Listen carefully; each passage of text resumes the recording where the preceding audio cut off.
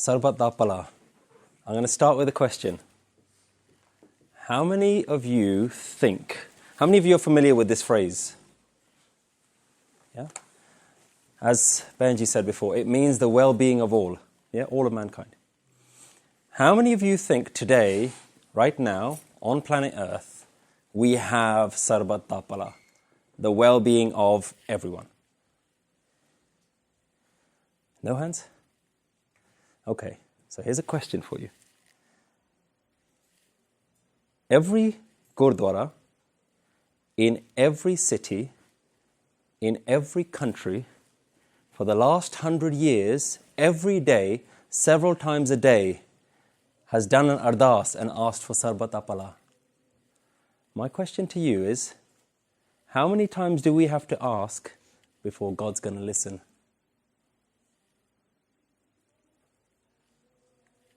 I'll leave you with that question. What are we going to do today? I want us to get an understanding of the concept of charity and seva. It's kind of all wrapped around this idea of Sarbat Da Bhalla. From a worldly perspective, from a Sikhi perspective, I want us to explore our motivations. Yeah? Why do we do seva? Why do we do charity? I want us to look at our motivations. And then I want us to look at what is the Sikh view on this. What is the Gurbani's message around Sarbat Da Bhalla? Sarbat Da Bhalla. Let's just start with the meaning of that word. What do we think it means? Gurpreet Panji kind of gave a little bit of the answer as to what she thought it meant. Wellness for everyone. Wellness for everyone. Anyone got anything else? Like if you break down each word, what does each word mean? Bhalla, what does Bhalla mean? It's quite a common Punjabi word. Anyone? Changa karna, right? Just to do well for someone. Yeah? What is any other ideas of Bhalla? All agree? Wellness? What does Sarbat mean? So it comes from the word sarab. Sarab, which means like everyone, everything. So the well-being of all is a really good way of translating that in English. Sarbat Da Bhalla, yeah? Where does it come from? Where do we hear this phrase, Sarbat Da Bhalla? In the Ardas? Yeah? Nanak naam chardi kala, tere paane Sarbat Da Bhalla. Yeah? We kind of went through what it means. Now here's a question. When we're standing in the Ardas and we end it, what does Nanak naam chardi kala, tere paane Sarbat Da Bhalla? What does Sarbat Da Bhalla mean? What are we asking for? What do we think we're asking for when we say tere paane Sarbat Da Bhalla? What does it look like? If somebody came down to you and said, right, you're going to have Sarbat Da Bhalla now, tell me, what do you want? What does it look like in reality? What's the tangible experience of Sarbat Da Bhalla? Say, right, you can have it Sarbat Da Bhalla today. Interesting. So internal freedom, yeah? Freedom and liberation for yourself. But when we stand in the Ardas and we say, Nanak naam chardi kala, tere paane Sarbat Da Bhalla, what do we mean?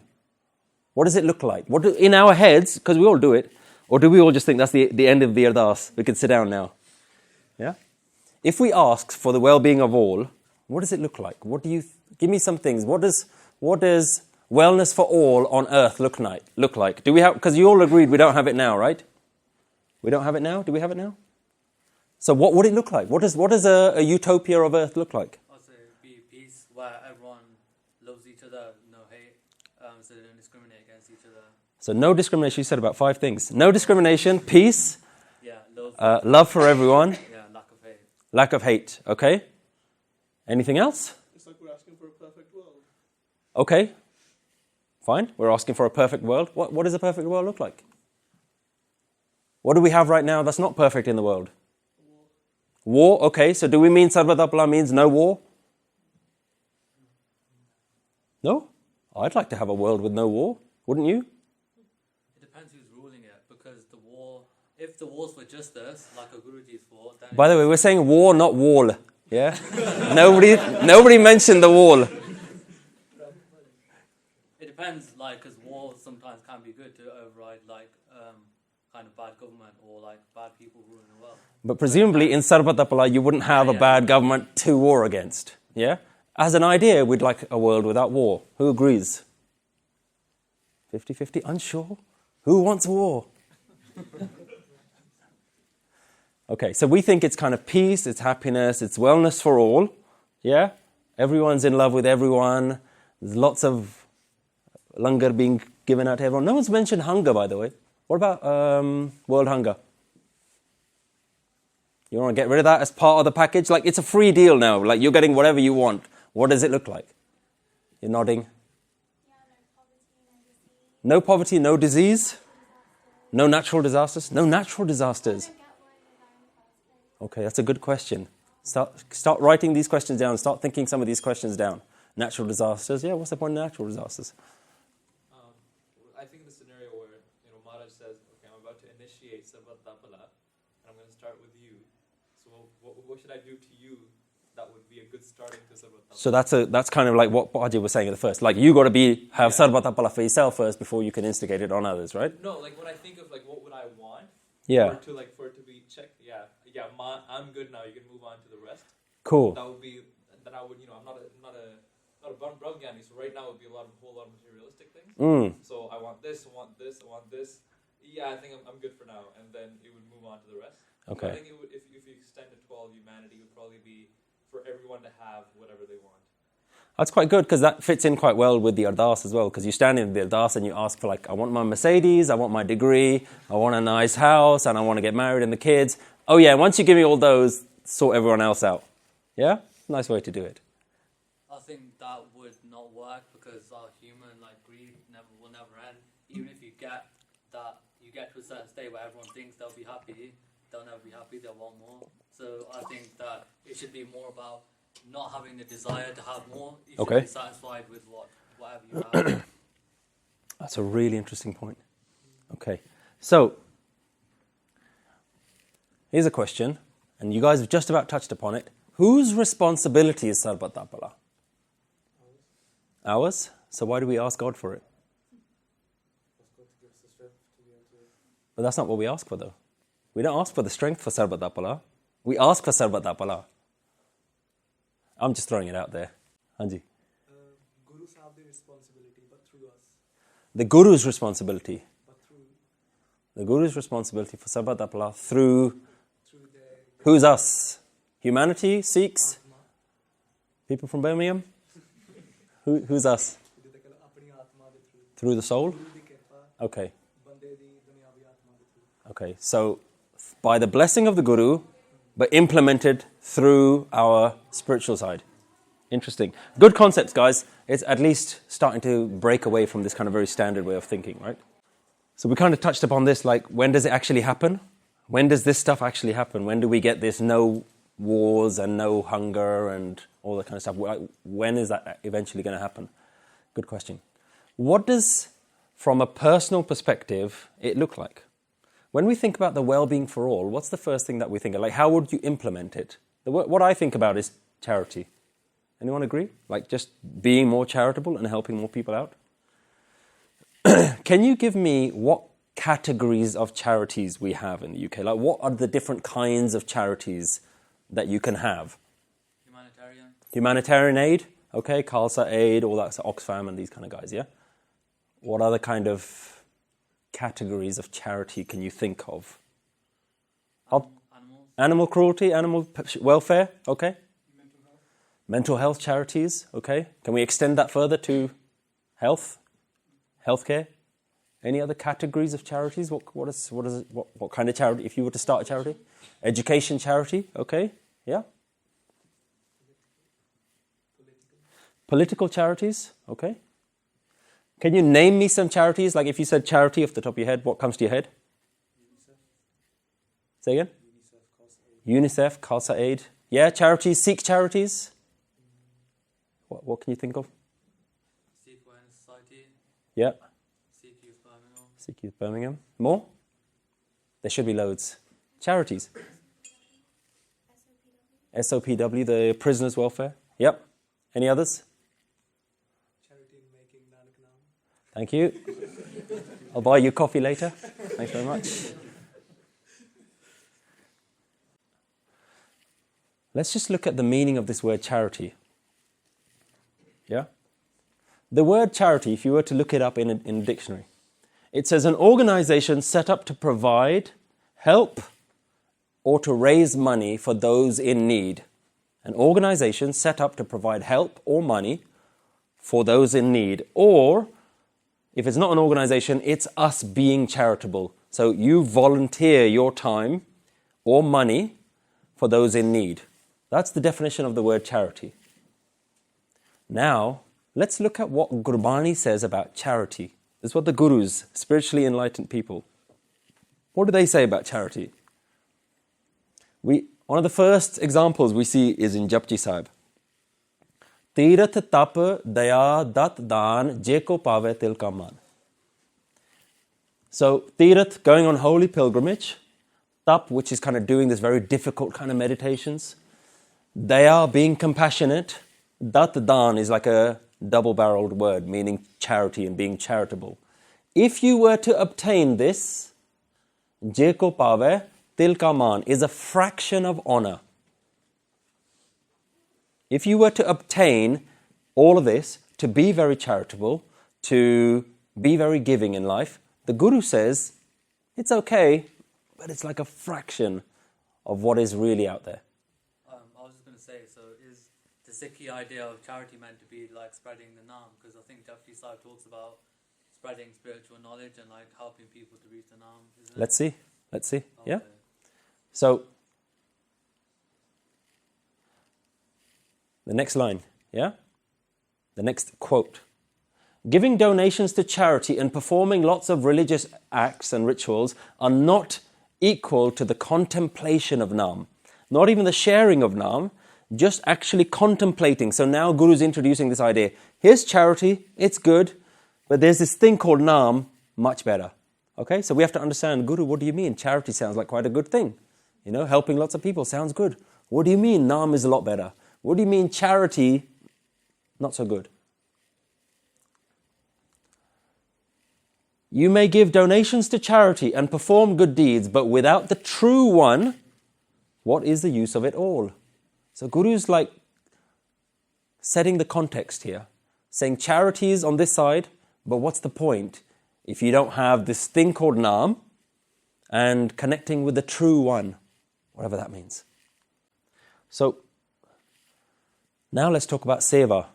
What do we mean by the word seva? Any ideas? Selfless service. Okay. Anything else? What do we mean by seva? What does seva mean? Any ideas? Or does it cover that with selfless service, like serving? Happy with that? Anyone unhappy with that?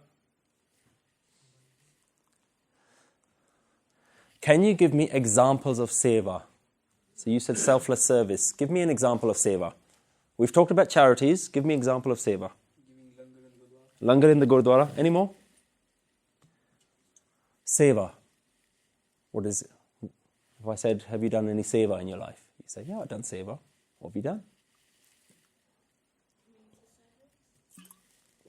Community service, so helping others. Some sort of, yeah. Anything else? Helping your mom carry the groceries. Yeah, family. Helping your family, just do day to day, just being nice family kind of guy. Okay? Accepting hukam of the Guru. Interesting. Okay, seva. Anything else? What does seva mean? A lot of Mr. Singh sitting on this side, quiet. What does seva mean? Serving? Helping your family? Who can you serve? Let's think about this. Who are people that you can serve? We've already talked about family. Who can you serve? Community? Anything else? Who can you serve? Say that again. Waheguru? Yeah? Serve Waheguru? Okay. Who else can you serve? Like everyone and everything. Everyone and everything? Yeah, pretty much. Like animals, you can help animals, you can help anyone with a soul. So if you're planting a tree, Yeah. Doing seva? Doing seva of the earth, maybe. doing seva of the earth? Okay, good. Was there a hand up there? I was going to say animals, but you said it. Animals? Okay. So, Gurdwara, we talked about langar. We talked about charity, society. Nobody mentioned yourself. Can you do seva of yourself?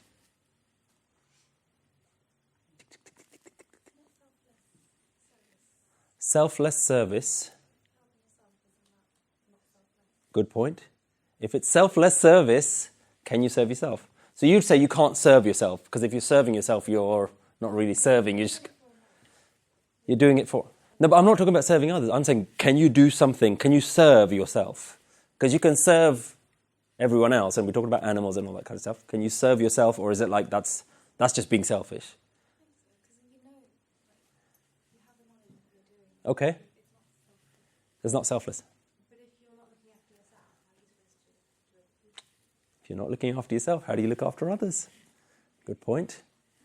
Hanji. Would you kind of say you're indirectly serving yourself by doing seva? Oh. Serving others is serving yourself indirectly. Nice. I like that. So we're starting to think outside the box now. You guys are academics. Say like further your Sikhi so then you can help others. Say that again. Further your Sikhi so that you can help spread knowledge to others. So that's seva for yourself. Like if you're like learning Sikhi and you're like learning about it, then you can help others. So you got to help yourself first. So that's a really good point. How do you help others if you don't know how to do it yourself? Oh, me again. I think it might be irresponsible not to look after yourself, because it's like because God kind of gave you this body, God gave you everything. So like, why would you like just kind of put yourself down? And, So neglecting yourself Yeah. is of no value to anyone, I suppose. yeah, so you should like help yourself. Yeah, cool.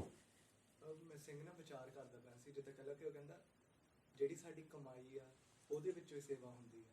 So in your developing in your spirituality, which is what Baji said over here, developing in your own spirituality, that is seva.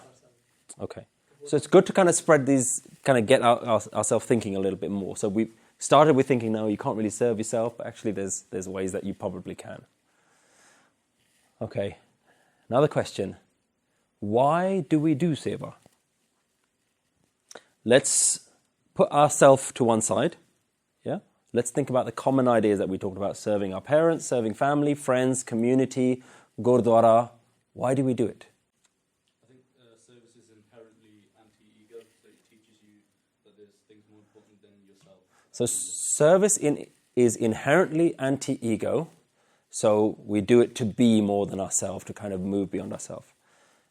If the world is full of ego, then we'd have no seva right now, no charities, nothing. So all the people who are serving our anti-ego are destroying their ego in doing that?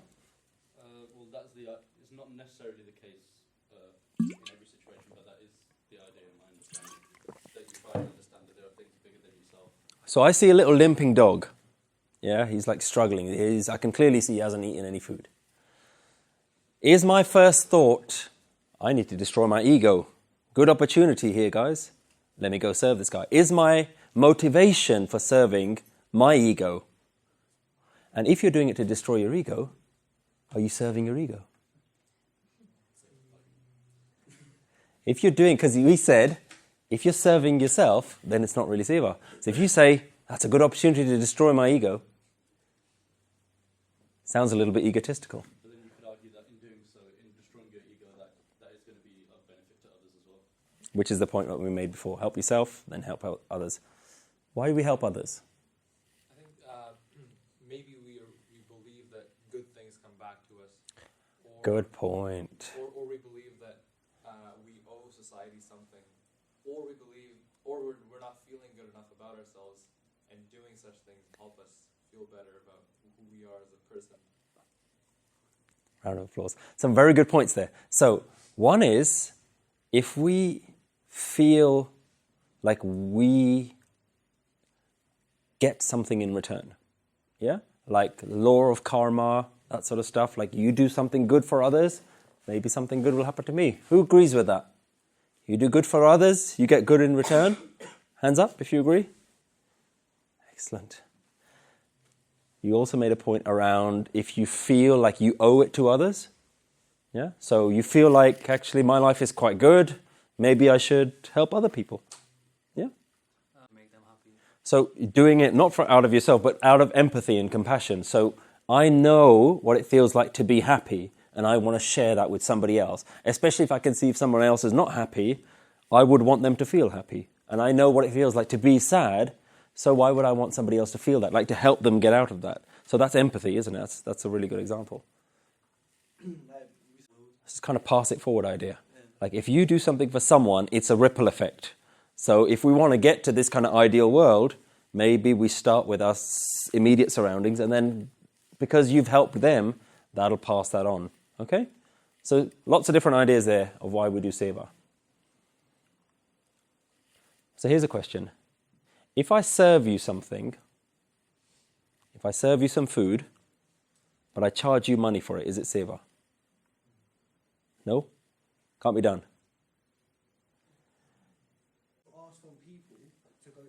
That's a prime example, right? We have a bake sale for charity. Like, you don't just give away cakes, you expect people to pay for it. But then what we're saying is it depends on the intentions of where that money is going to go. So, all right, let me phrase the question another way. So if the money being used goes to further a cause, and I'm in support of that cause, I'm happy to pay money towards it, and it can still be seen as seva. But, for example, if the guy charging the money is just purely making a profit, then we say more like trading, more like a business deal. Yeah, so that's perfectly valid. So if I run a shop and I sell groceries, I don't expect to give it away for free. But do we call that seva? Can I, the shop owner, selling my groceries, saying this money is going to go to my family and then it'll eventually help pay my mortgage off? Am I doing seva by selling those groceries? So it depends on where that money is going. I suppose is that the point? So if you're satisfying a need of the people of the time, even if you recover your costs for it, the fact that you're helping people there and then, yeah, there could be a way that money. So it's not black and white. Yeah, it's not a simple. If I charge you for something, like you get charities who run courses, and the courses aren't free. So you're paying for those courses, but we don't mind paying for those courses because we know that that helps the charity and then it furthers their cause. Yeah? So what about if I'm doing something but I'm expecting praise in return? No. Not seva, right? If I expect everyone to say, check that guy out, look what a great job he's doing, and that's my motivation for doing it. But then also you can say that person's an inspiration who's going to help other people. So it's like a ripple effect. But if my motivation for doing it was praise, does that make it seva from my perspective? So can we say that, it's almost trying to simplify it a bit too much, but can we say that if there is any personal gain, that it's never seva? Profit gain, whether it's monetary gain or gain in status in society or whatever it is, would we agree it's not seva? Or it's not at least selfless seva, because we talked about selfless seva.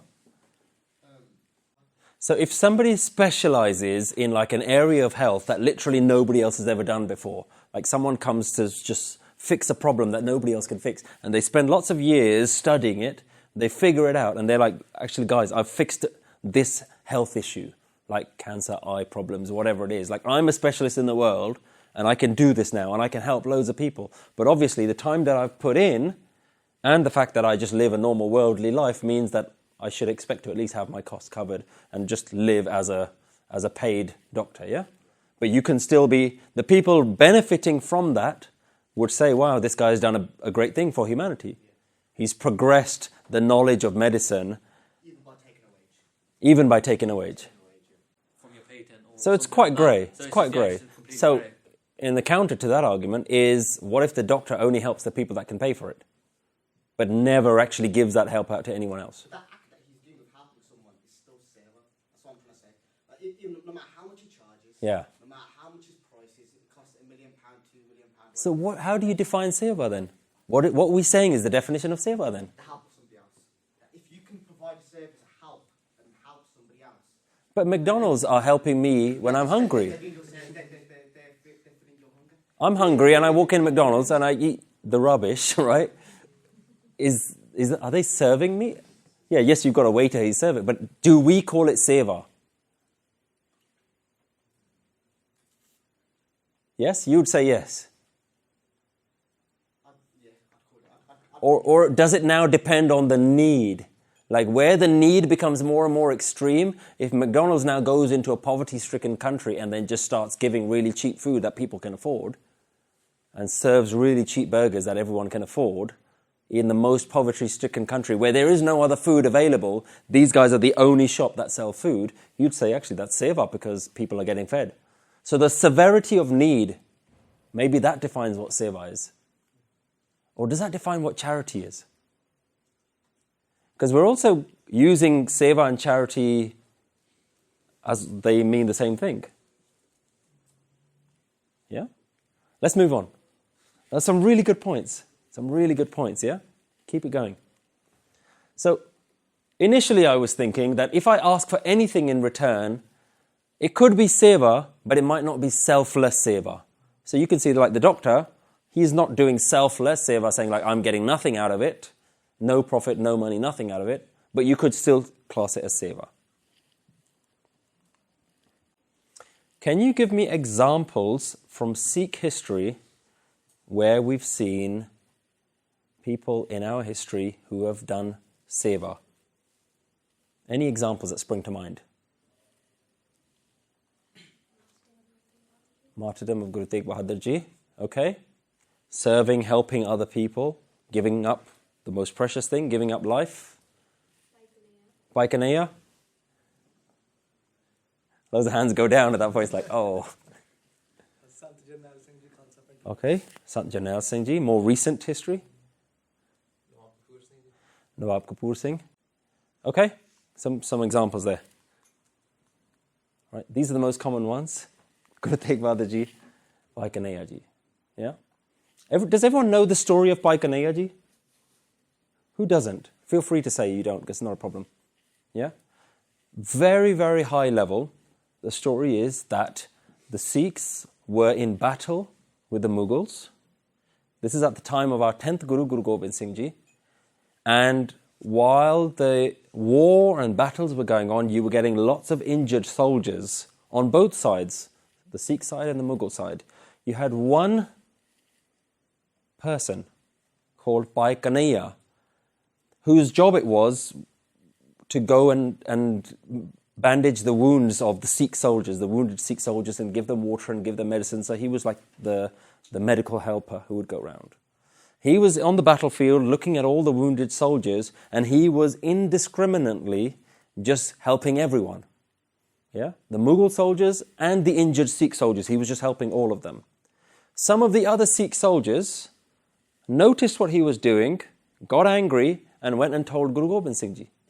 They told Guru Gobind Singh Ji, we're spending the whole day fighting this army, and one of your sevadars is actually going and healing them and making them better. And what's up with that? So Guru Gobind Singh Ji says, right, can you call him over, please? Calls Baikanaya Ji over. And he says, Baikanaya, we're hearing some stories that you're not just healing the Sikh soldiers, you're healing the Mughal soldiers as well. And Baikanaya Ji is very apologetic. And he says, Guruji, you know, I can't actually tell the difference. When I'm looking at all of them, every single one of them that I see Guru Gobind Singh Ji's face. So every person that I'm helping, I feel like I'm helping Guru Gobind Singh Ji. I can't see the difference between the two of them. Guru Gobind Singh Ji is said to have been so impressed by that he gave him more medicines and more bandages and said, actually, you're doing a good job. Off you go. So that's the story of Baikanaya Ji. Yeah? On a very high level.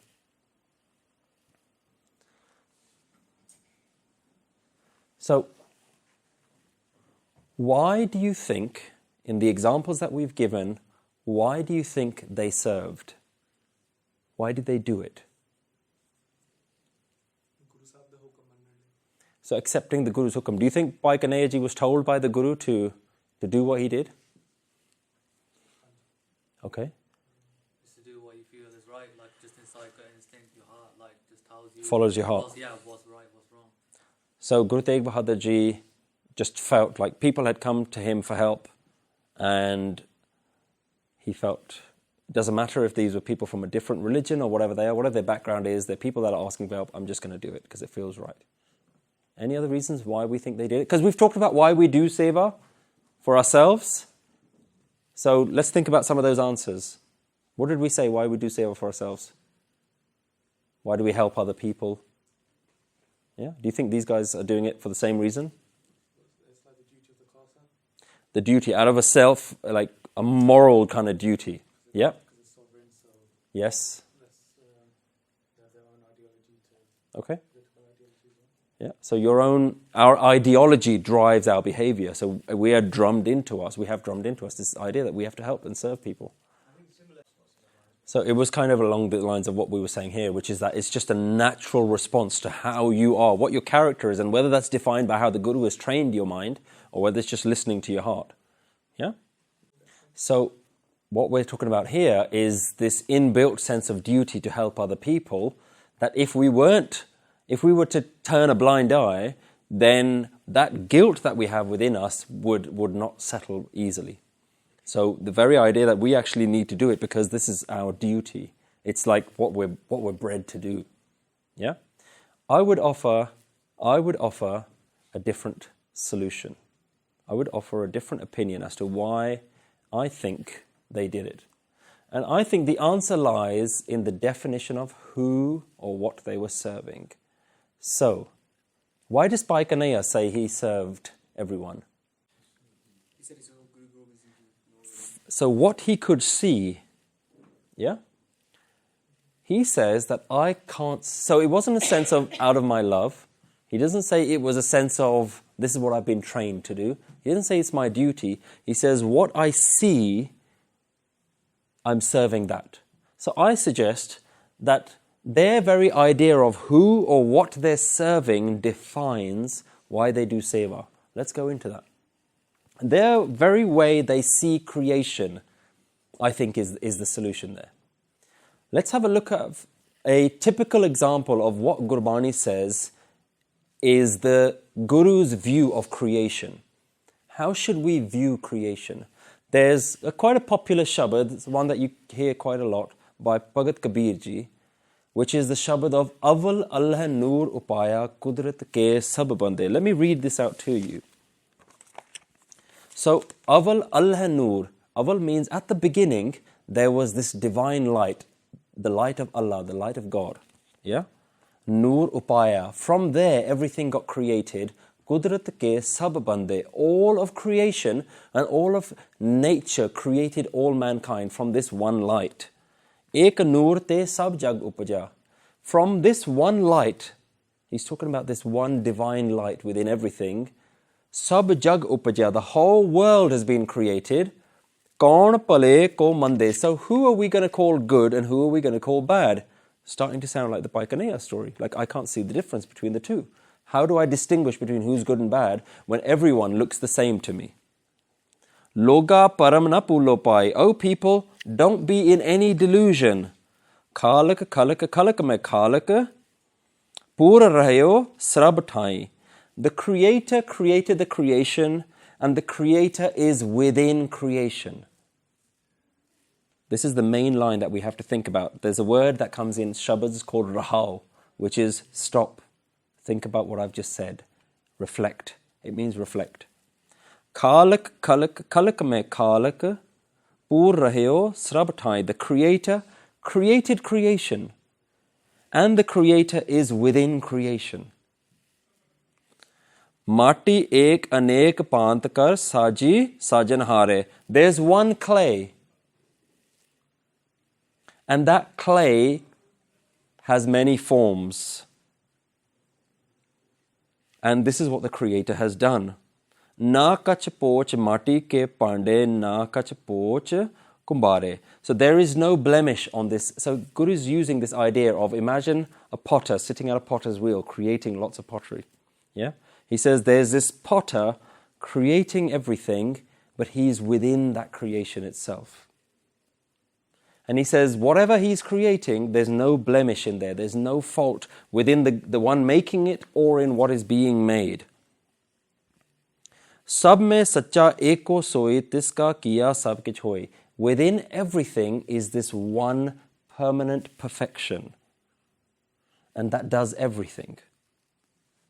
Hukam pachane so eko jane banda kahiye soy. One who can recognize this and recognize what we call hukam, the divine system, just the way everything works. One who can see it, so eko jane, they know the oneness that creates it all. Such a person is called a godly person. Allo alakh na jaye lakhya, gur gur dina meetha. This divine thing, whatever it is invisible, can't be seen. But the Guru has given me this sweet taste in my mouth. He's given me a way that I can see it. Kaho Kabir meri sanka nasi sarab niranjan dita. Kabir ji says that all of my understanding was clarified. All of my duality and doubt was destroyed when sarab niranjan dita, when in everything I can see that formless one. I like this shabad because it's got the word sarab, and today we're talking about Sarbat Da Bhalla. Yeah? The word sarab comes up twice in here, which is this idea that in everything there is something that I can see, something that these great saints can see that maybe we can't see. He says, in everything I can see something, and what I can see is the same thing. So imagine Kabirji standing here, and he says, I can't tell the difference. I can't see all of you individuals. I can see something through you, in you, inside you. And what I can see inside you is inside you, is inside you. It's inside everyone. But we can look at this Shabad and we can take a very monotheistic view of this Shabad. But what Guru is saying here is that there is this oneness. In all of us, there's something that's common in every single one of us. You still following me? In all of us, there's something that's common. That's what these guys are saying. Let's see some other references that helps to clarify this. Hanji. It's a very good question. The question is, what is the Guru that Kabir is referring to? Because in the spiritual tradition of the Sikh Gurus, it starts with Guru Nanak Dev Ji and then it moves on to the other Gurus. Kabir Ji actually lived before Guru Nanak Dev Ji. Certainly lived at least 50, 60, 100 years before Guru Nanak Dev Ji's time. So which Guru is he talking about? That's the question. So that isn't actually a quick answer. We have a video which is on the Mool Mantar series, and the video that talks about Gur Prasad goes into a lot of detail as to what is this concept of Guru. But very quickly, the idea of the Guru is the spiritual wisdom that has always existed. Because we talk about, in the beginning of Sukhmani Sahib, Aad Gurena Mein. So the Guru doesn't start, in our tradition, the Guru doesn't start with Guru Nanak. The Guru is through Guru Nanak, it's manifested in Guru Nanak, but actually it's spiritual wisdom that's always existed. So what he's talking about is this divine wisdom. Now you also said, does the Guru refer to the wisdom or does it mean God? Gurbani also clarifies that Guru and the divine can't be separated. Yeah? But in the Mool Mantar video that we've got on Guru Prasad, it goes through a lot of detail what the Guru is. So that's a good starting point. But very good question. Let's look at some other examples just to clarify what we're saying, because I'm very conscious that I don't want you guys to lose this trail of thought. There's another Shabad by Guru Nanak Dev Ji, Rang Rata Mera Sahib Rav Rahya Bharpur. There is this colour of love that my master, whoever I'm praying to, because most of us think of that and say, who are you praying to? Oh, you're praying to God. Okay, fine, I'll just accept that then. Yeah? Rangarata Mera Sahib Rav Rahya Bharpur. There's this oneness that's permeating in everything. Ape machi machli, ape pani jal, ape jal manakana, ape andar lal. So Guruji is using an example. Think about a fisherman fishing. Guru uses this example. What I'm talking about is that oneness that is in the fisherman, that is in the fish, it's in the water and it's in the net.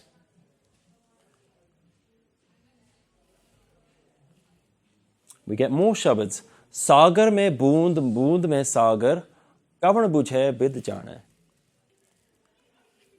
Within the ocean are the drops, within the drops is the ocean, and only a few people understand this. How many of you have heard this analogy? Have you ever heard this analogy? Sikhi, religion, spirituality is like you're a drop of water and you're trying to get back to the ocean. Have you heard that analogy? That analogy is wrong. What is it saying here? It's saying you're not a drop of water that's trying to find this ocean. It's saying you're a drop of water that is in the ocean. You just don't know it.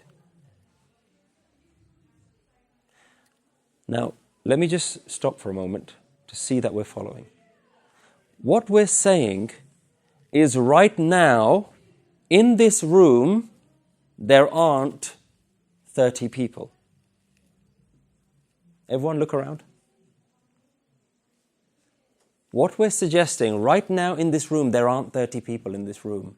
There's one person in this room. How many people believe me there's one person in this room? No? No wonder we don't understand this stuff, right? The gurus are saying there aren't 30 people in this room right now. There's only one person in this room. And you're saying, well, that's why I don't understand religion. What's he talking about? There's clearly 30 people in this room. Certainly 30 pairs of shoes in this room. Right? Let's see if there are any other traditions that talk about this stuff. In the Bhagavad Gita, the Hindu tradition, it says, he who experiences the unity of life sees his own self in all beings, and all beings in his own self, and looks on everything with an impartial eye. The Gita says that the enlightened person sees himself in everyone else. So when I'm looking at you, I'm supposed to see myself in you. When I'm looking at you, I'm supposed to see me in you. And when I look at everyone, I'm supposed to see all of you guys are in me as well. Baffling. In the Bible, there is one God and Father of all, who is over all, through all, and in all. That's the Bible. It says there's this one thing that's in everything. A more contemporary spiritual leader, Harbhajan Singh Yogi, says if you can't see God in all, you can't see God at all.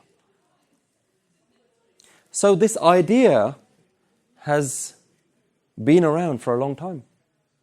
All the spiritual traditions have been saying the same thing, that actually what we're seeing with our eyes is deceiving us. There's something else that we need to see. The way we see the world needs to change. Has anyone understood this term, monotheism? Has anyone heard of this term? If you look up in the dictionary, the Sikh religion, it says the Sikh religion is a monotheistic religion. Has anyone heard of that term? Who's unfamiliar with the term? Monotheism. So the word monotheism, theistic, means the study of spiritual concepts and godly concepts. Yeah? Theology, as opposed to philosophy. Theology is the study of some God sort of character. Yeah? So, have you ever heard that Christianity is a monotheistic religion? What is the opposite of that? Poly, right? So they came across, the British came down to India. They said, whoa, it's hot here. And then they came across all of these different traditions and they say, who do you worship? Okay, who do you worship? That's not the same as that one. Who do you worship? All of these people in India, they're all worshipping different people. But they're all from India. Let's just call them Hindus. So he called all of them the same thing. And they said, we are the worshippers of one God. Yeah, Bible talks about God. We worship that guy. But we'll just put you all into one category and we'll call you Hinduism and you worship millions of gods. So what they did was they categorized, and then they came across Mr. Singh's. Do you worship a different one as well? I said, no, we don't really worship what they worship. We've got Ikwankar. I say, oh, that's a bit like ours. Oh, one God. You say, yeah, you're on our team. So we believe, the Sikhs believe, we are a monotheistic religion. Because the Christians came over and told us so. You say, oh, thank you very much for telling me. I didn't know it was a monotheism. Thank you for telling me. So who else is monotheistic? Christianity. Monotheism means the belief in one God, as opposed to the belief in many gods. Yeah? So, would you agree? Is that an accurate representation? We're monotheistic. We don't believe in many gods. Believe in one God. Yeah? apparently. So, monotheism is this idea that you believe in one God.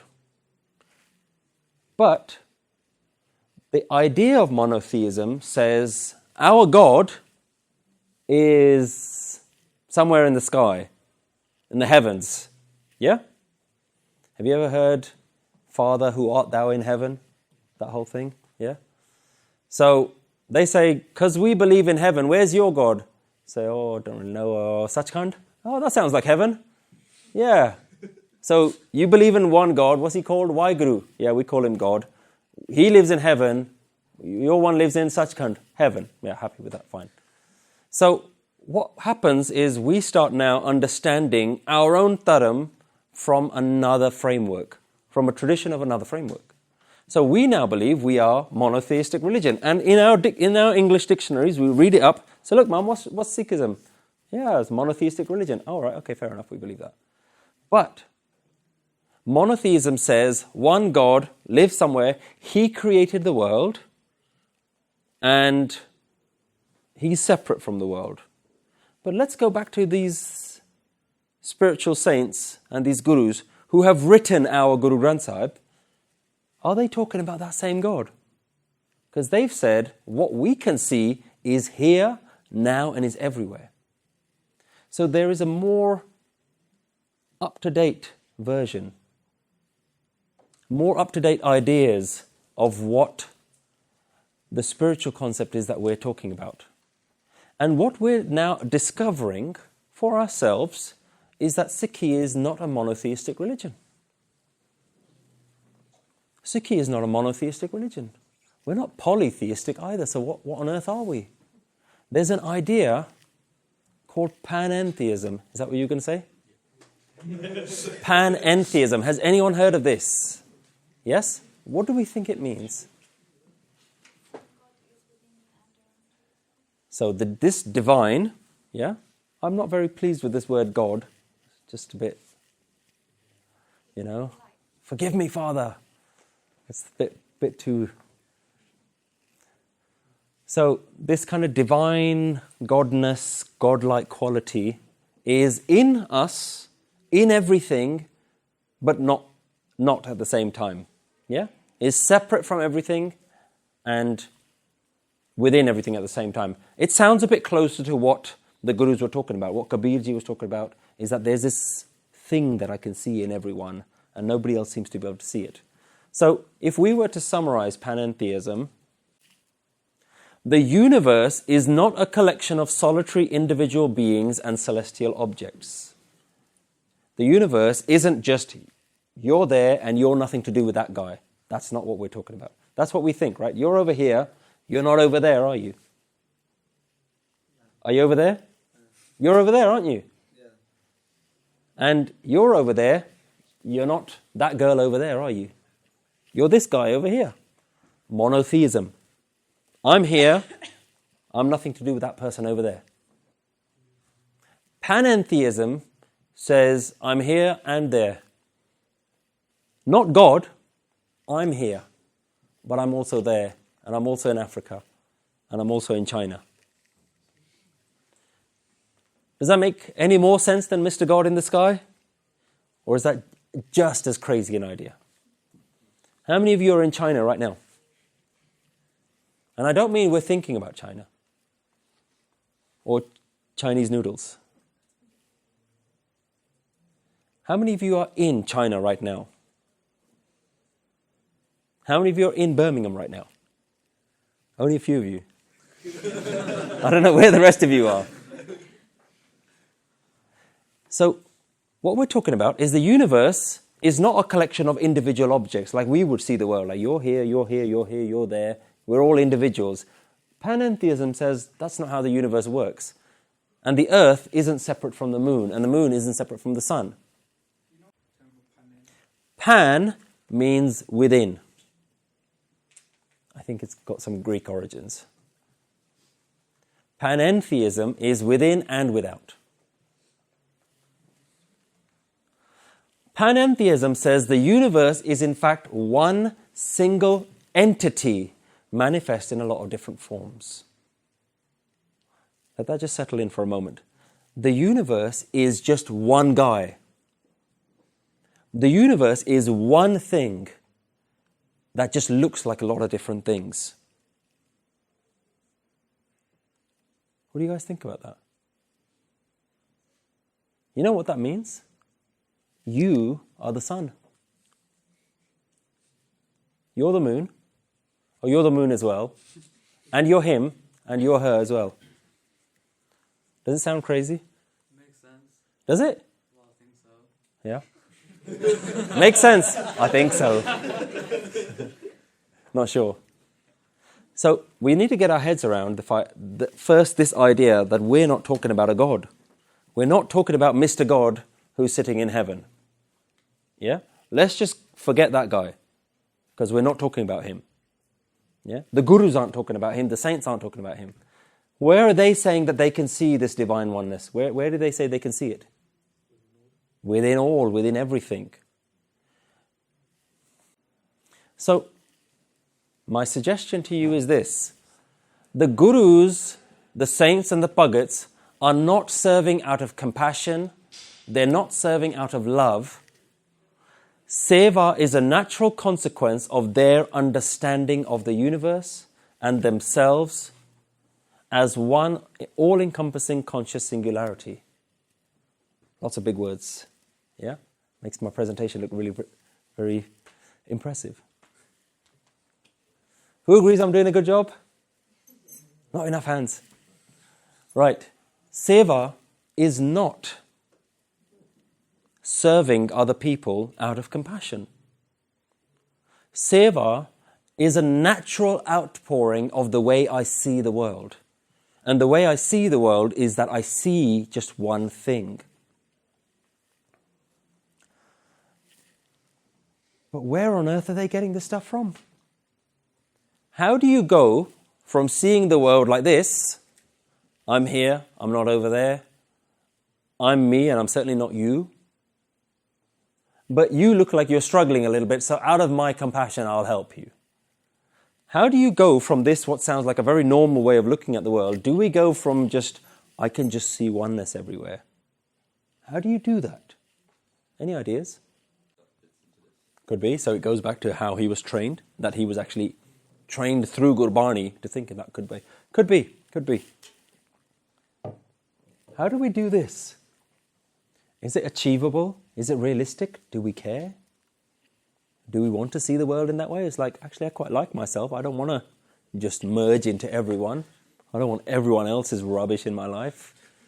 You know, I don't want your problems. I don't want to look like you lot. I'm quite happy the way I am. How many of you agree? Like, we're just happy in ourselves. There's no motivation to do it. So why are we calling ourselves Sikhs? Sikhs are saying, we're happy with the monotheistic way of the world. The Guru is saying, hang on, but that's not what I'm teaching you. I don't want you to be monotheistic. I want you to see oneness in everything. Yeah? So, unless we're interested in seeing the world in this way, we shouldn't really call ourselves Sikhs. Because Sikhs are students who go to a particular teacher, sit and attends their lectures, listen to what they have to say, go home, does the homework, does it, be like, right, I tried that, now give me lesson number 2. That's how you all do your lessons here, right? That's how you attend all your lectures. You go to your lecturer, you assume the lecturer knows what he's talking about. We are students. Let's assume that the Guru, which in the current form is in the Guru Granth Sahib, yeah? The scripture, is the words in there. Let's assume that that's correct, and let's assume that we're interested in learning. This is the message that the Guru is teaching us. The Guru is saying, I don't want you to see the world the way you currently see the world. I want you to change the way you see the world. You say, Guru, that sounds really nice. I get to see oneness in everything, and I get to feel what everyone else is feeling, and I get to be more than just myself in the noise of my own head. I get to be everywhere and everything at the same time. Sounds quite good. Sounds like a good deal. How do I do it? So what I'm going to propose, The way that this is achieved, the way that the Gurus managed this was through seva. There had to be a point to all of this, right? It's got to lead back to what we're here to talk about today, which is seva and charity and all that sort of stuff. So what I'm going to propose to you is that the Gurus and the saints and the meditators of the good old days did achieve this way of looking at the world through seva. So let's look at what they say seva is. I'm going to give you a couple of quotes from the Guru Granth Sahib Ji around what the Gurus and the saints say their understanding of seva is. I serve the true Guru with one mind, intention and love. It's very difficult to serve the true Guru, surrender your health, surrender your head and lose yourself. Those who serve the Guru, the true Guru, merge their light into all light. And they are approved. That master and servant become alike, who accept and enshrine the divine will. What's the common theme in all three of those quotes of seva?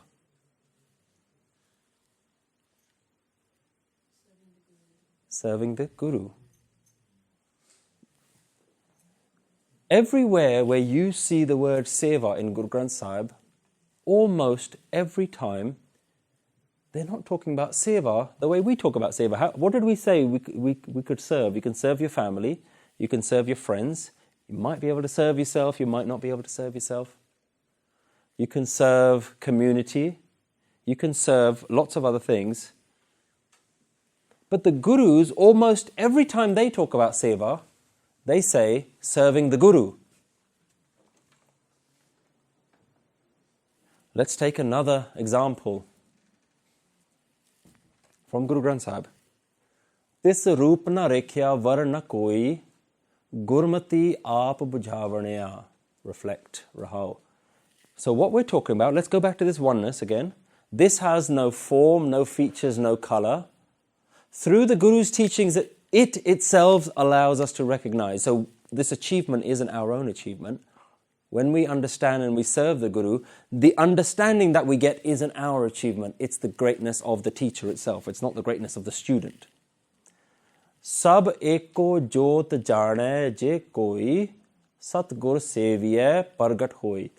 In all, there is this one light. Remember the Shabas that we've looked at so far? Keeps talking about this oneness that's in everything. This one light is in everything, but only rare people know this. Serving the Guru, it becomes manifest. So we're now starting to answer the question, how do you actually see it? The Guru's saying, you've got to do something called serving the Guru. Yeah? That which is hidden and manifest at the same time, spread in all places, that divine light is merged in all light. So when you serve the Guru, it somehow goes back into this divine light. You get into that experience. This is Guru Amar Das Ji saying this. So now what on earth are we talking about? What is this serving the Guru all of a sudden? Because look where we've gone on our journey. We started from what is charity, wellness of all, well-being of all. Why do we do it? We do it out of compassion. We do it because out of love. We do it because it's good for us, karma, all that sort of stuff. Then we said, Guru said, charity, yeah, not so good. There's something else called Naam and oneness. Look on that side. Then we talked about seva, and we said, yeah, seva, we can serve everyone, we can serve other people. But we're still talking about serving other people. But when we go through the story of Bhai Kanhaiya Ji, when we go through Gurbani and the people who we say we are learning from, they're not talking about serving this, they're talking about serving the Guru. So what on earth does serving the Guru mean? Most mentions of seva and Gurbani talk about serving the Guru, not serving other people. And somehow serving this Guru dissolves yourself into everything. So somehow when you do this thing called serving the Guru, you actually dissolve into everything and you see this one light in everything. So the question is, how do we serve the Guru? First, we need to understand what is the Guru. And we picked up on this question before. What is the Guru? So we said that the Guru is this wisdom. Guru is this knowledge. Everyone agree that Guru is this scripture that we are supposed to bow down to? this Guru Granth Sahib, yeah? There's some words written in there that seem to say something that most of us probably haven't read much of, but there's something good in there, yeah? Most people would say it's a wisdom. There's some sort of knowledge in there that we're supposed to follow and read and spend our life pursuing.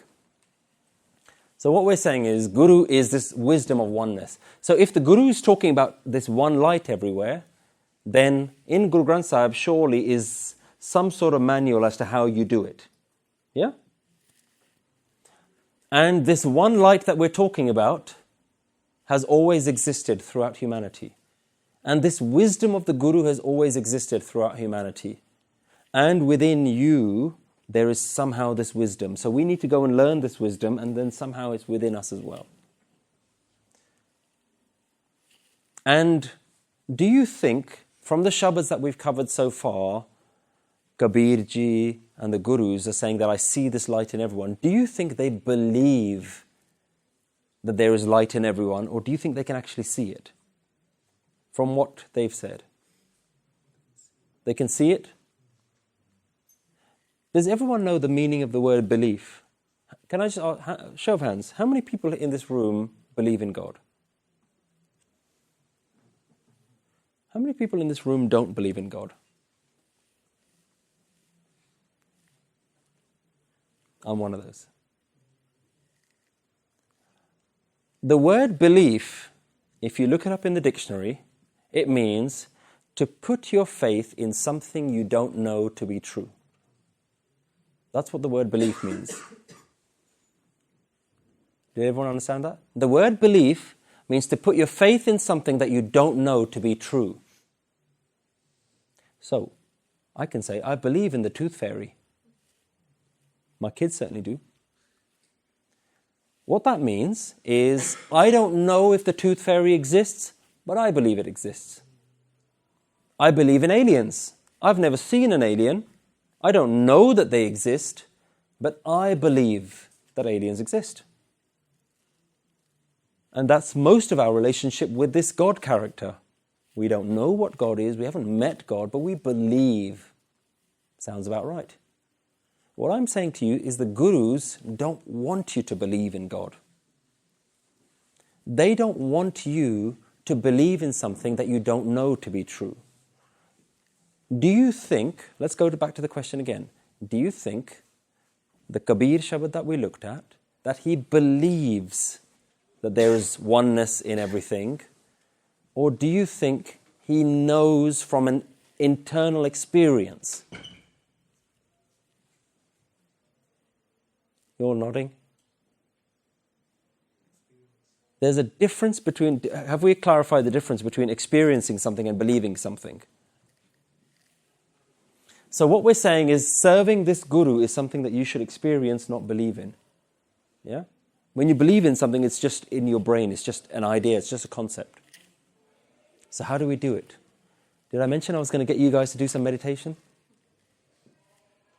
Right. It's only going to take about 60 seconds. Sit up straight.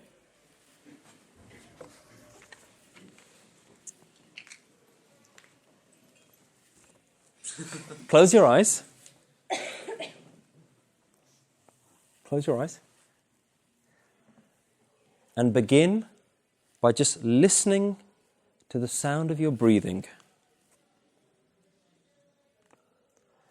And for the next 60 seconds, I want you to just observe the thoughts that come into your head. I want you to hear your thoughts. The words being formed in your head, the conversations that you're thinking about. Just make a note of what pops into your head. Any images or anything like that. Don't get carried away by any particular thought. Just make a note of what you're thinking about.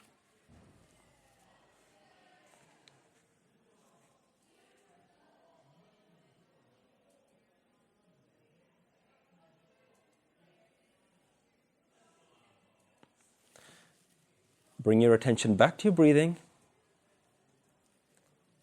And when you're ready, open your eyes.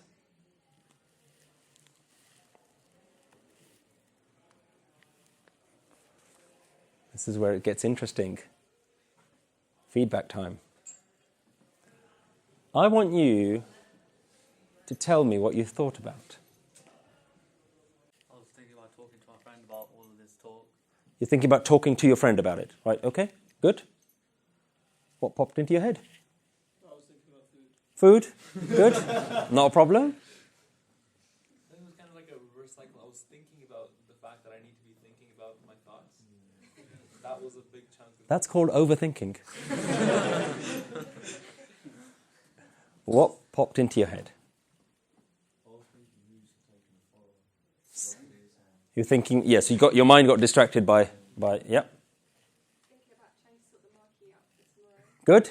Thinking about the marquee, the next job. Yep, good. So awareness as you are right here now. Good. Okay. What was that?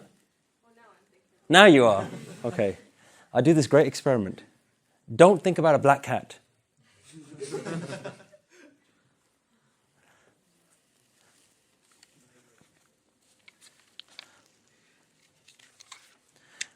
So, let me ask you one question. How many of you chose what was going to pop into your head? Did you choose your friend, say, I've got 60 seconds, I'm going to think about him? Or did your friend just happen to randomly come into your thoughts? She called me, so I just thought about it. Okay. And, well, that So it was the last thing on your mind. I was already thinking about it. It was something on your mind. But when you sat down and I said, close your eyes, did you make a choice, I'm going to think about that? Or was it a consequence of something that had already happened? Consequence. What about yourself? I think it just came into my head. It just popped into your head? You didn't say, I've got 60 seconds, I'm going to plan my next meal. You just kind of like, I was thinking, and then all of a sudden it's like, yeah, I need to eat. I was thinking that like after this talk we're going to have food, so maybe that's what triggered it. Okay? So it's a consequence again of what's already around. Like with me, So you're now in like a, should I do this or should I do that and all that. Did you choose that struggle for 60 seconds? it just came into my mind. Happened. But a lot of the times it's based on something that's recently happened. So can we agree that our mind just does stuff? Just thinks stuff all the time. Like you didn't choose to think about the marquee. It was just close your eyes, oh, got to do that. Yeah? If you had 60 seconds, again, you might think, actually, I wouldn't choose to do that. I'd spend my thoughts on something more productive. But so our minds are just these constant waves of thoughts happening all the time. Agree? Just stuff just flying around. Let's try something else. Let's try again. Sit up straight. Close your eyes. Now imagine yourself lying on a beach. Keep your eyes closed. Nice sunny beach. I can see some smiles coming on faces. We are in Birmingham. Now imagine yourself walking through a beautiful garden on a lovely sunny day. Flowers, birds chirping, all that. Now imagine yourself in a supermarket pushing a shopping trolley.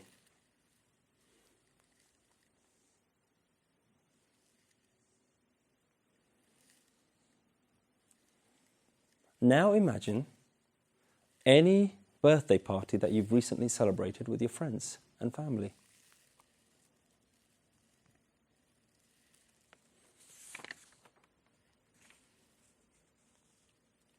Now very gently, I want you to open your eyes and observe the room as though you're in a dream right now. Look around you, but observe it as though you're in a dream right now, just looking at everything around you.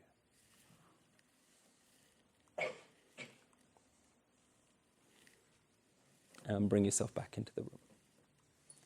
Right. In that exercise, what is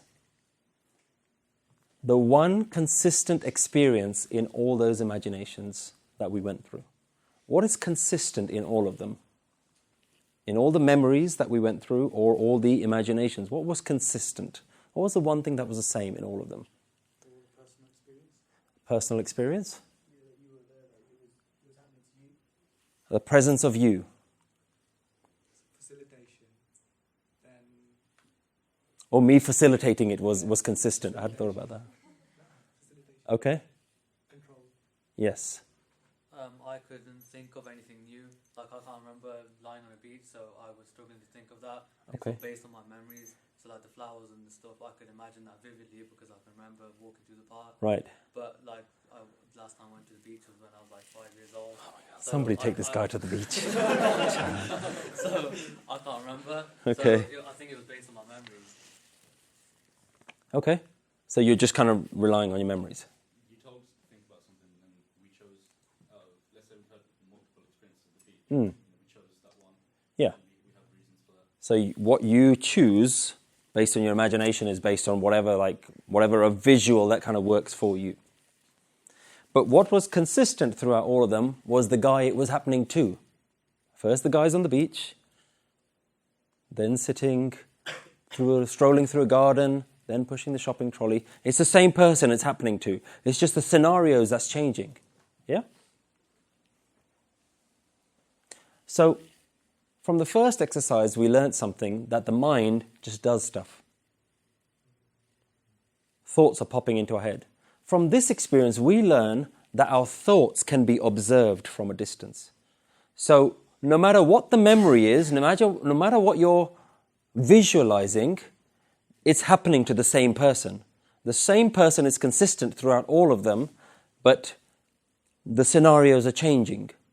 So, you can visualize and think about things, but the person it's happening to can be slightly detached from that. Would you agree? Like the person it was happening to was consistent, but the things that you were thinking about can change. So there's a consistency in the one it's happening to. Yeah?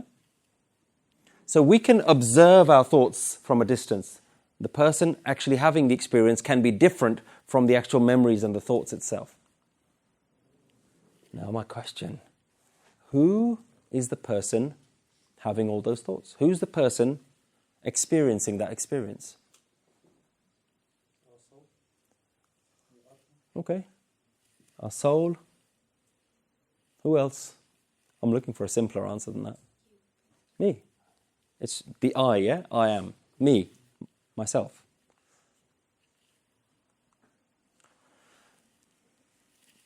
I will suggest that it's kind of a hybrid between the two. Because you've said soul, you've just said me. I would suggest what we've just gone through is your awareness. We've just shown that you have an awareness. Something alive inside you. Is everyone alive? Ooh. Not sure. How many people in this room are not alive? Good. Will you all agree that in you right now, there's something alive? Agree? Would you agree that something inside you is switched on? We'll call it aliveness. Your aliveness is switched on right now? Yeah? Might be fading, listening to me, but it's switched on, right? There's something inside you that's awake. So when you were having this experience, pushing the shopping trolley, lying on a beach, in the garden, having the birthday, in all those experiences, there was the person, the conscious one that's just aware right now, the one it's happening to. Yeah? We can call it the one observing, the observer. Agreed? What is that? What is that thing that's alive in you right now? What is it? You said something before. You said Atma, soul. What's awake? What is that thing that's having those memories? It can be the way we see things. ਜਿੱਦਾਂ ਕਹ ਲਓ ਕਿ ਮੇਰੀ ਆਪਣੀ ਆਕੜ, ਆਪਣੀ ego, My ego? Okay. my own spectacles. My own, it's the me-ness, yeah? Me. The guy in my head. Yeah? Anyone else agree?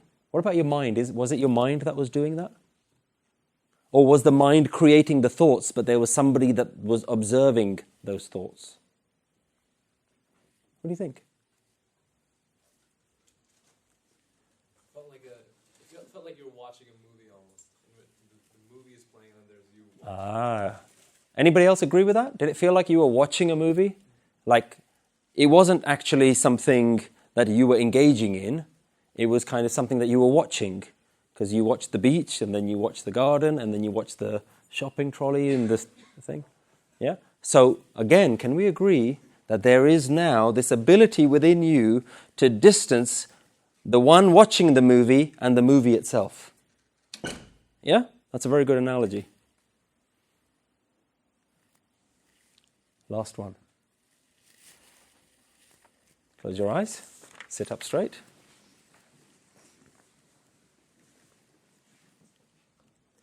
Now, the one watching the movie, that I within you, I want you to watch its own self. Just be the one sitting there who was having the experience. Don't get carried away with any of the thoughts. Just be the one having those experiences. And answer me this question. Have a little feel inside yourself. How old is that thing? When was it born?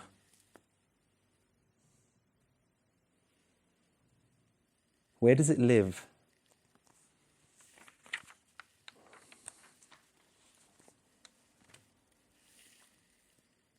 Bring yourself back into the room. Open your eyes.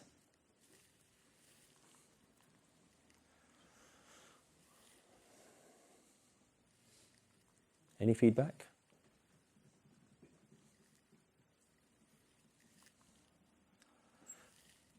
Would you all say that that aliveness that's switched on inside you right now, you don't choose whether you switch it on or off?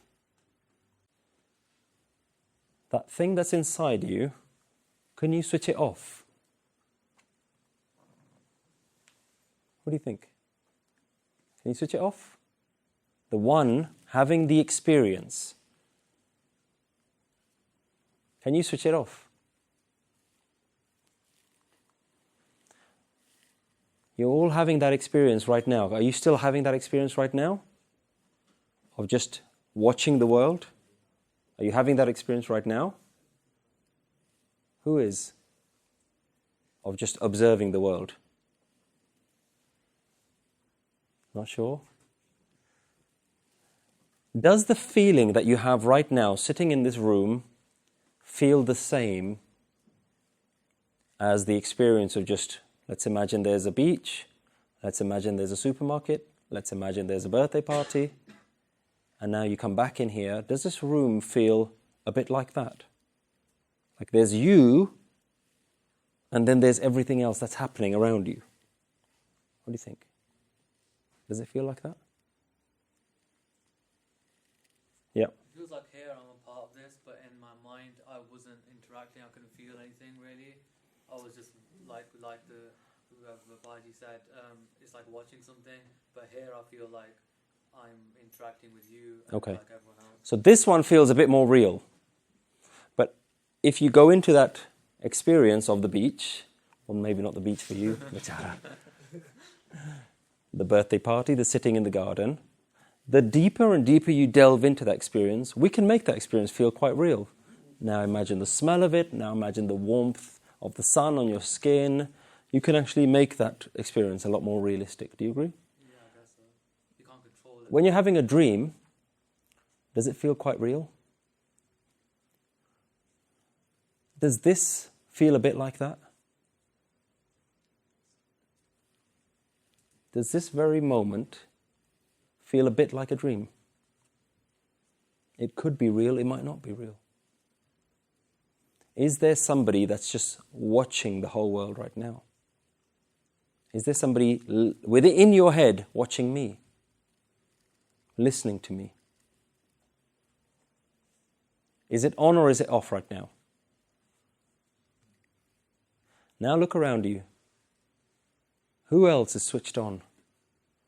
Who else is having that same awareness experience as you're having right now?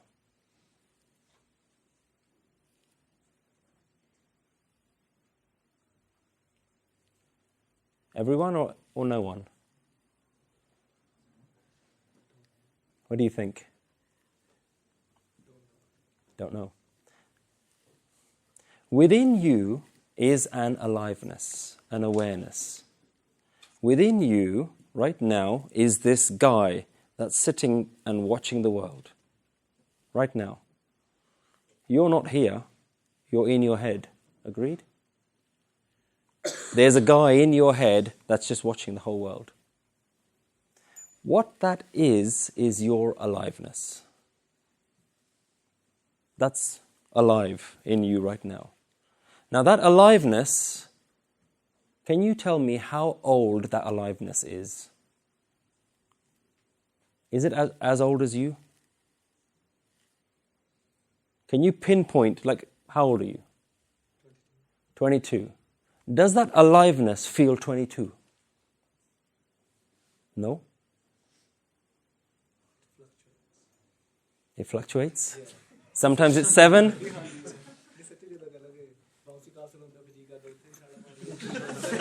Okay, very good point. If I'm on a bouncy castle, I feel like a 7. Depends on the scenario. Let me ask another question. Is it your mind that feels like it fluctuates, or is it the guy observing the world that fluctuates? The guy observing the world that fluctuates. Who agrees? Who disagrees? I see you shaking your head. Your mind fluctuates. But the very observing of the world is just there. Does it feel as old as you are? Does it feel just as old as you are? What do you think? 20 years old. Interesting. Who thinks that sounds familiar? The movie feels like it's about 20 years old because that's how much memory has been stored in this hard drive. Well, the one watching the movie doesn't feel 20 years old. Does that sound familiar? Agree?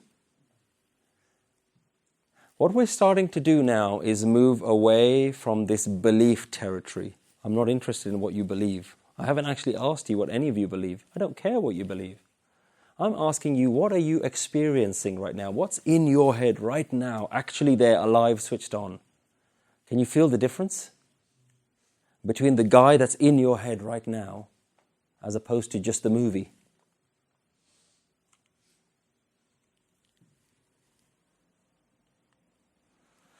So can we say that thoughts and memories can change and differ, but the aliveness stays the same? Can we say that your thoughts and your memories are constantly updating, constantly changing, but the one watching the movie feels like the same guy all the time? Yes? Nods? Confusion? What we're just pointing to now, within a very small, quick exercise, is what the traditions have all along called your true self. And very quickly, with very little effort, we can actually demonstrate that there is this experiencer and the experience. The one inside your head experiencing and the movie that's playing. There's a difference between the two. And the guy watching the movie of your life is always switched on and always there. And it isn't just your thoughts. It isn't your memories. It isn't your emotions. It's the one slightly detached from all of those things. There's just a guy watching the whole thing. Agree? There's thoughts and emotions and movie happening, but there's just something that's always a little bit distant from it. And you can't step away from it. You can't switch it off, can you? Can you get away from that guy in your head? Can you ever put him to one side? the one watching the movie. The movie can change. The thoughts can change. The scenario can change. The scenery can change. The one watching the movie, can you ever switch him off? Even when you're dreaming, is it pretty much the same guy having the dream? The same girl having the dream as the same one sitting in this room? The visuals of the dream may look different. Where you are in your dream may be different. In reality, when you open your eyes, that can be different. But the one seeing the dream, would you agree, is the same one watching me right now? The eye.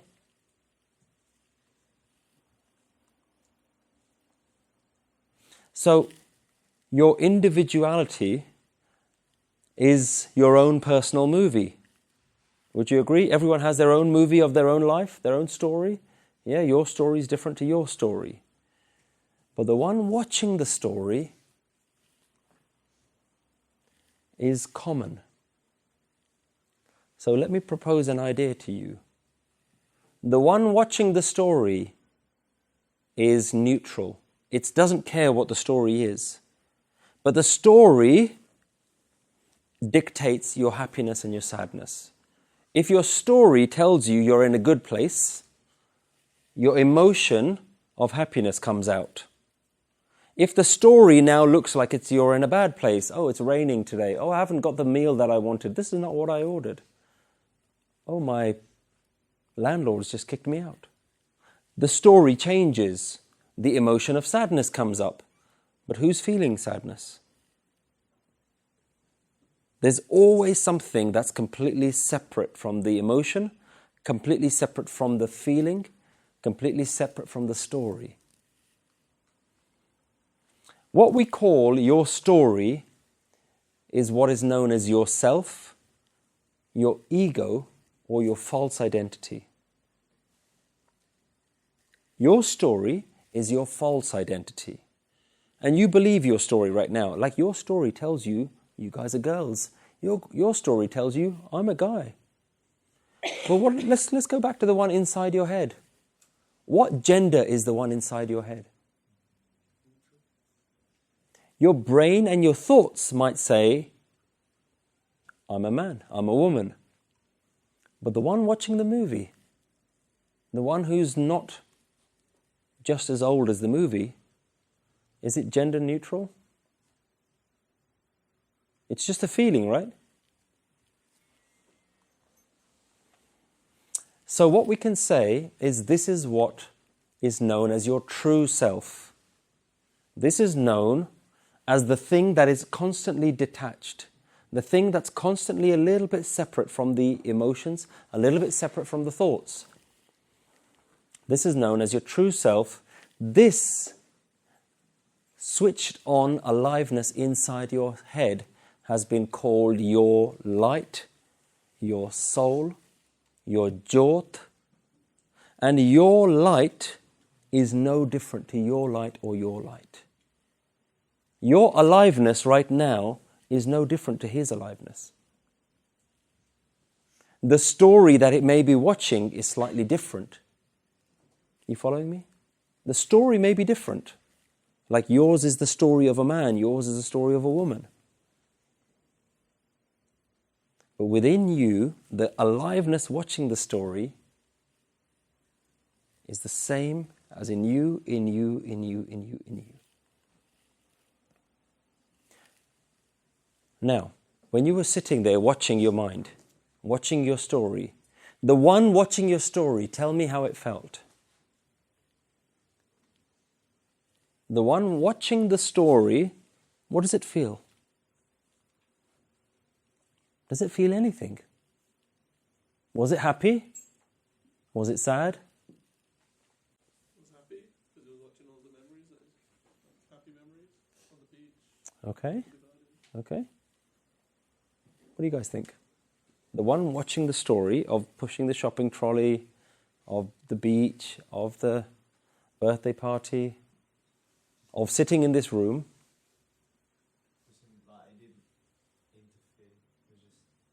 Neutral. Doesn't feel anything. Was it excited? Was it calm? Calm. Could you say it was still? It was observant. Still, observant. Would you say it was still?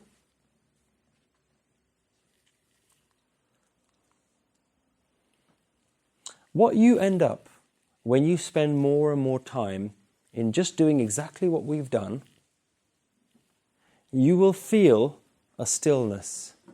You will feel tranquility. You will feel a lack of concern for your own predicament. So, what we mean by that is the more and more time you spend being the one watching the movie, not the movie itself. The movie can go through happiness and sadness, but the one watching the movie is always a little bit detached from it, always a little bit separate. And that thing inside you never feels happy or sad. It just watches the movie. And it doesn't hate anyone. It's just neutral. It just feels this kind of acceptance of everyone and everything. Now let's go back to seva. Let's go back to seva. What we mean by seva, or what the Guru says as serving your Guru, is to cultivate this wisdom of connecting with your true self. The Gurus have always talked about your true self. There is quite a popular quote that we hear a lot, but sometimes we don't really understand what it means. And the line says, Man tu jot saroop hai apna mool pachan. Oh my mind, you are the embodiment of divine light. Recognize yourself. You all have that divine light within you. Just recognize it. Mool pachane ta shoh jane. You know that guy who's sitting in the clouds, big white beard? Mr. God? When you recognize your light, you'll know what that is. But it starts with you. Mr. God isn't sitting up there. It's right here. It's here with you right now. So I can quite confidently say, you are God. Because I'm not talking about that guy over there. What I'm saying is within you is this light. Some people have called it God. Some people have called it Waheguru. Some people have called it Ram. Some people have called it Allah. But what they're talking about is in you right now, watching the movie right now. You know that God that everyone keeps talking about? Guess where he is? Right here. You are God. Apna mool pachan. Recognize your own light. When you recognize your light, you will see that your light is the same in everyone. You just got to spend a bit more time with your light. Do you think your aliveness is different to his aliveness? Or do you think just your story is different to his story? Your aliveness, the thing that's switched on in you, is switched on in you, switched on in you, switched on in you, switched on in birds, switched on in animals. The same aliveness is in trees, the same aliveness is in insects, the same aliveness is in giraffes and elephants. That same aliveness is in you right now. Can we say that birds and animals can do seva? Well, what do we mean by seva? I would say, Gurbani always says, Satgur ki seva. We've seen time and time again, whenever the Guru talks about seva, it talks about serving a Guru. What I propose to you, serving a Guru means serving a knowledge, learning the knowledge about this thing that we've just talked about within us, and doing it. Do animals have that ability? To contemplate wisdom, to practice it in their life? Probably not. Does that make humans quite unique? That we have the ability to process information in our brain, practice it, observe it, watch our own thoughts? Do you ever think a gorilla sits there just like watching his own thoughts? Maybe. Could be. But we're not gorillas, are we? We're not giraffes. We're not birds. You're you. So I wouldn't really worry about what the animals can do. Let's just worry about what you can do. Because most of you in this room didn't know that you could do that. Just watch your own thoughts. Most of you didn't actually know that you can just sit and have this experience of being alive within you. This is what all the spiritual teachings have taught about. That thing that's in your head right now is all we're talking about. It's in you. You just have to find it. First, you have to find that. Do you remember in the Kabir Shabad, it says the word Sarab Niranjan Dita. First, you have to spend time understanding that there is this thing inside me that's alive. You have to spend some time with it. Then you have to understand the thing that's inside you and alive inside you is alive inside everyone else equally. You have to know it. You have to experience it enough that you can see actually that aliveness is in that guy and that guy and that guy and that guy. Sarbat Da Bhalla now means once I've found it in me, I can find it in you and I can help you find it. But how are you going to help someone find it who's got no food? If you're really hungry, if you're starving, if your limbs are broken, are you going to care about any of this stuff? No. So your first duty is to recognize it in yourself. Your next duty is to help other people with whatever their circumstances are to alleviate them from physical suffering. So first you alleviate them from emotional distress and physical distress. If somebody is hungry, you can't teach them this stuff, right? If somebody is emotionally traumatized in their life, you can't teach them this stuff. You have to deal with that. You have to help them with that. So you take their physical pain away, you take their emotional pain away, you help them.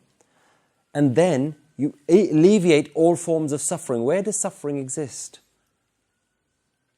Where is sorrow? Is it in the guy watching the movie or is it in the movie? In the movie. The movie has something sad going on, but there's an unattached person. So we can say that your story is the cause of your suffering. We call that story your ego, your false identity. You think you're this story. You think that's what you are. But you're not. You're the guy watching the story. And the guy watching the story isn't you. It's the thing that's been switched on inside all of you. There's an aliveness that's been switched on in every single one of you, and it watches the story. The story keeps changing, the scenario keeps changing. The one watching the story doesn't change. You have to find it in yourself, help other people find it. That is the definition of Sarbat Da Bhalla. You help them find their light. Once you found it in yourself, you help others find their own light by alleviating the problems in their life, alleviating the suffering in their life, so that then they can also find it. Find your light, find the divine light. So, we come to our conclusion. When you serve others as charity, you do it from a superiority. What did we say the definition of charity was? Helping those in need. What does that mean? That means, I've got lots of food. You don't have any food. Out of the goodness of my heart, I'm going to give you some food. Because I have, and you don't have. I've got all my arms and legs. You don't. I'll give you some money. Because I have, and you don't have. What we're identifying with is our movie. Our movie says, I have, and your movie says you don't have. So charity comes from separateness. I have, you don't have. And because I've got a bit of spare time and a bit of compassion in me, because my guru taught me it, because I've got a great guru, I'm going to help you out. That's called charity. Seva is something else. Seva is not charity. Seva is serving others. But it's a privilege to serve others. Remember the Paikaneya story. Is he serving people lower than him, weaker than him. Is that what he saw though? He didn't see people lower than him and he was high and mighty and superior. Why? Because he knew the divine light within him and he could see the divine light in all, and his seva was like serving that divine light. He wasn't serving him. He wasn't serving the garib and the poor and the needy. He was serving God. He was serving that divine light because he knew his own divine light and he knew everybody else had their divine light as well. And it was his love that was outpouring from his divine light to their divine light. Sarbat Da Bhalla means serving the divine, not serving the needy.